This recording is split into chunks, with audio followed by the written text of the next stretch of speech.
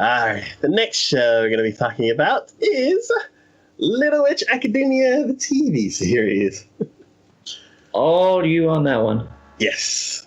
So the show was, this is basically the anime form of the 2 movies that Trigger made for this story. It's basically a girl who watched a witch performing magic for entertainment rather than casting spells and like raising demons and stuff like that. It was basically like a crazy fireworks show where she's like shooting things and like beams are turning into animals and all this crazy stuff is happening. And the main character of the story was at that concert along with another character who you find out later, which is actually kind of really cool. And she's just totally amazed and she wants to be just like her. The one thing about that is we don't know exactly who that witch was who did the performances. Her name is Shiny Chariot. We don't actually know her identity. We don't know if she is like a lot of the characters in that school where they're from a witch bloodline. Like everybody in their family is of witch descent and they're just carrying on everything that their family does. The main character of the show, she doesn't come from a witch background and everything. She just really, really wants to be like Shiny Chariot. And in that school, people look down on Shiny Chariot because she's an entertainer. And they're like, that's not real magic and stuff like that. So she always has to defend herself. She's like, you don't know about Shiny Chariot. She says, trust in your heart and all that kind of stuff. And everybody's like, shut up. So I hate to say it, but that would probably be me. Shut up. So there are all these, they go on all these crazy misadventures in the movie. One of the characters releases this ancient dragon, and the dragon gets more and more powerful with it basically absorbs attacks. Like all the magic that you shoot at it, it just absorbs it and becomes bigger and stronger. And of course, people don't find out about that until it's freaking huge. They're like, dragon, kill it. And it just gets bigger. And they're like, oh, that's weird. So, and then other people come across and they're like, dragon. And I'm like, stop shooting it. God. So first, the movie, which is a very short movie, it's 20, well, not very short, but it's about the length of an episode. It's a 26-minute short movie about this story, and you don't know any of the background. You just find out that she's at this school. You know that she doesn't have magic like the other characters. She's not from a witch background like the other characters. And this incident happens, and she participates in saving the day. The second movie that they had is just a continuation.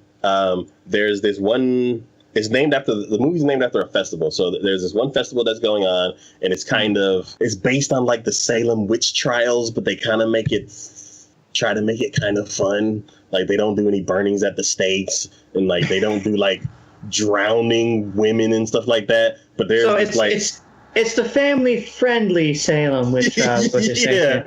You can bring your kid. We'll do the dunk the witch. Just for fun.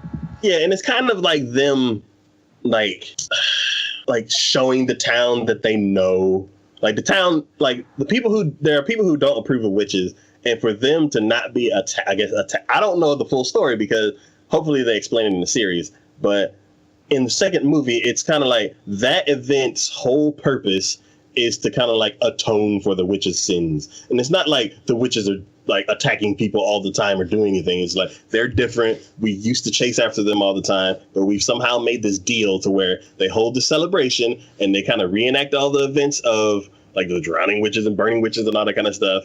But we've turned it into like a parade to where it's a celebration, but there's like all these huge undertones about like witches being persecuted and all that kind of stuff.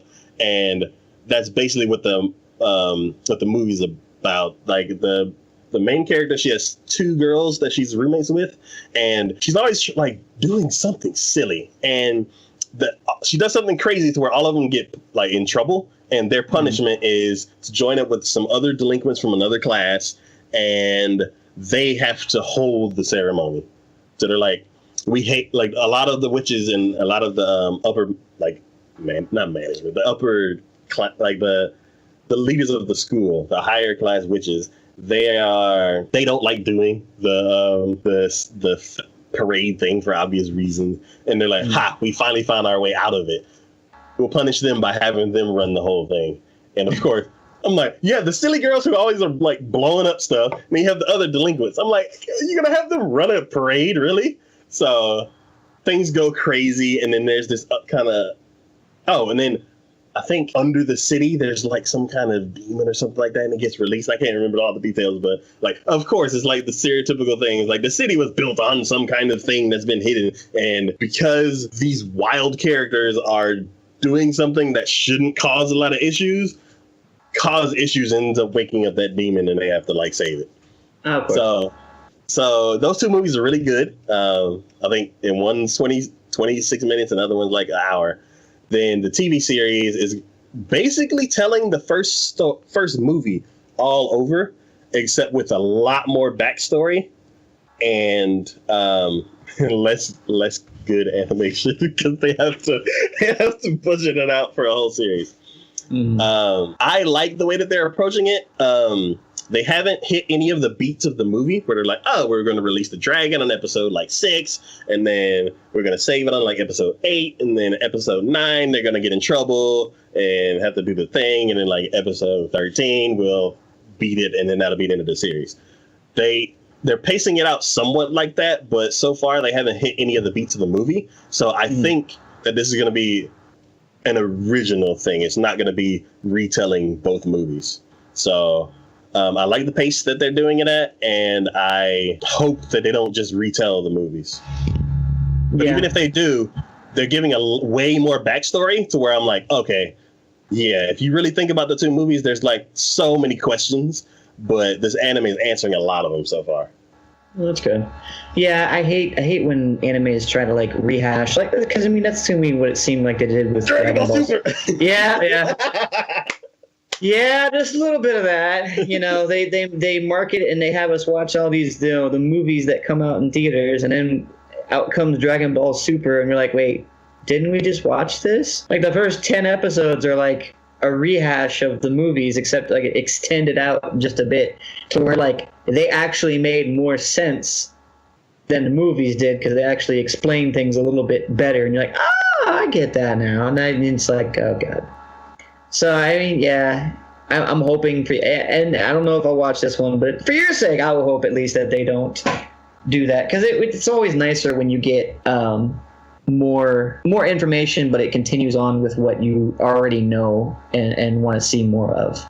Yeah, I would say you don't even have to watch, like watching just the little 20-minute movie is just good enough. Like, it's better animation, it's quicker, the pace is a lot faster, and it's a really good short movie. So I would say check that out, like I always say. And if you like that, then maybe you'll be interested in the series because it's basically more of the same and a lot more in depth.